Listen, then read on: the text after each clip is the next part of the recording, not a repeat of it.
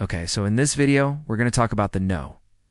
One secret that Apple doesn't want you to know. I'm not talking about something like how they slow down older iPhones with older software. This is something much more recent. It has to do with the new MacBooks, particularly M1 and M2 MacBooks.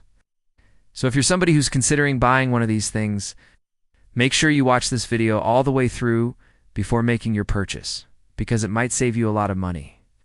Now, just recently, I did a review on this channel of the M2 MacBook Air, and in that review, I mentioned how impressed I was with the battery life on this computer.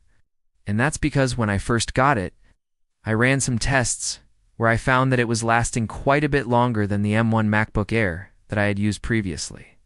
Now, after I posted that video, I started getting a bunch of comments from people saying, "Hey, did you know that there is actually a setting that you can change to make the battery last even longer?" And they said that by doing this one thing, it could make your battery last up to 2 or 3 times as long as the default setting. So, obviously I was super curious about this, especially because I really lay out how important battery life is to me in my professional work. So I dove into this whole rabbit hole, and after reading countless Reddit posts and digging through Apple's documentation, I finally found what this setting is and how you can enable it. And as it turns out, this is a feature that Apple literally does not want you to know about. And let me tell you why. Okay, so before we get into exactly what this feature is, I think it's important to take a step back and talk about why this feature exists in the first place. So basically, if you have an M1 or M2 MacBook, you probably already know that it has this system in place called the M1 or M2 chip, which is essentially the brains of the operation. Now, this chip has a bunch of different components inside of it. There's the CPU, which is the central processing unit, and that S, what handles most of the tasks that you do on your day-to-day, like opening files and applications, browsing the web, watching videos, and stuff like that. Then there's the GPU, which is the graphics processing unit, which handles any kind of graphical stuff that you're doing, like playing a video game, editing a video, or looking at photos. Then there's the neural engine, which is responsible for machine learning and AI stuff. But the component that I'm going to be focusing on in this video is called the SSD, which stands for solid state drive.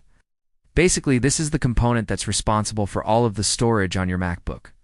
And so, because the M1 and M2 chips are so advanced, they actually allow the SSD to connect to them directly without having to use a separate controller. What this means is that the M1 and M2 chips actually have a dedicated pathway. It's just for communicating with the SSD. Now, this allows the SSD to perform much faster than it would if it had to go through a separate controller, like older MacBooks did. Now, this is great and all, but it creates a problem. See, the SSD actually uses a certain amount of power, just like every other component in your laptop. Now, usually, this isn't a big deal because the SSD is pretty efficient and it doesn't use very much power at all. But the problem arises when you compare it to the speeds that Apple advertises for their SSDs. You see, Apple advertises their SSDs as being incredibly fast, with some models reaching speeds of up to 7,400 megabytes per second for sequential reads. Now, if you're wondering what that means, basically the higher the number, the faster the SSD can read data. So Apple claims that their SSDs can read data almost instantaneously. However, when users actually put their SSDs to the test and measure the actual speeds that they were getting, they found that they were significantly lower than what Apple advertised. In fact, some users found that their SSDs were as much as 3 or 4 times slower than what Apple claimed. So what gives? Why is this happening? Well, it turns out that when you're running certain tasks on your MacBook, like opening files or installing applications, the M1 or M2 chip is actually spending so much time communicating with the SSD that it is causing a bottleneck. This means that the M1 and M2 chips are essentially being slowed down by the SSD, which is not what you want, especially considering how expensive these laptops are. So what can you do to fix this? Well, it turns out that there is actually a setting that you can change to alleviate this issue. It is called the SSD working in high efficiency mode.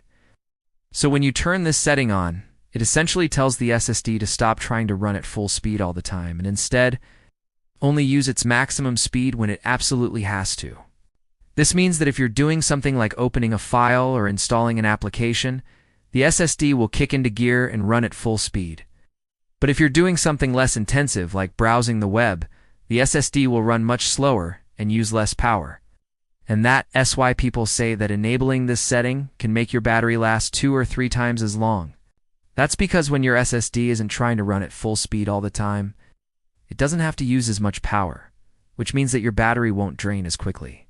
However, there is a catch. You see, this setting is not enabled by default, and Apple doesn't want you to know about it because it would make their laptops look bad. If you go to Apple's website and read their reviews, they claim that the M1 and M2 MacBooks have incredible battery life. In fact, they say that the M2 MacBook Air can last up to 18 hours on a single charge. But what they do mention is that this is only possible if you have the SSD working in high-efficiency mode. Otherwise, the battery life is significantly reduced. So Apple is essentially hiding this feature from you so that their laptops look better on paper. But don't worry, I'm going to tell you exactly how you can enable it. So to enable the SSD working in high-efficiency mode, you need to use a terminal command. Don't worry, it's not as complicated as it sounds. All you need to do is open up the terminal application and type in the following command, and then hit enter. sudo environment bootargs equals ks -- high. Once you do this, you'll need to restart your computer. And once you log back in, you should see that the SSD is now working in high-efficiency mode. Now just keep in mind that when you do this, it will disable some of the performance features of the SSD. But I personally don't think it as a big deal, since I am not really pushing my SSD to its limits anyway. I mean, if I'm being honest, I've never really even noticed the difference. But I think the trade-off of having a much longer battery life is totally worth it. Okay, so I hope you found this video helpful. And if you did, please make sure to leave a thumbs up below and subscribe for more content like this in the future. Also, I'd love to hear from you in the comments below. Let me know if you're rethinking about buying a new MacBook and which model you're leaning towards. As always, thank you so much for watching, and I will see you in the next video. Take care.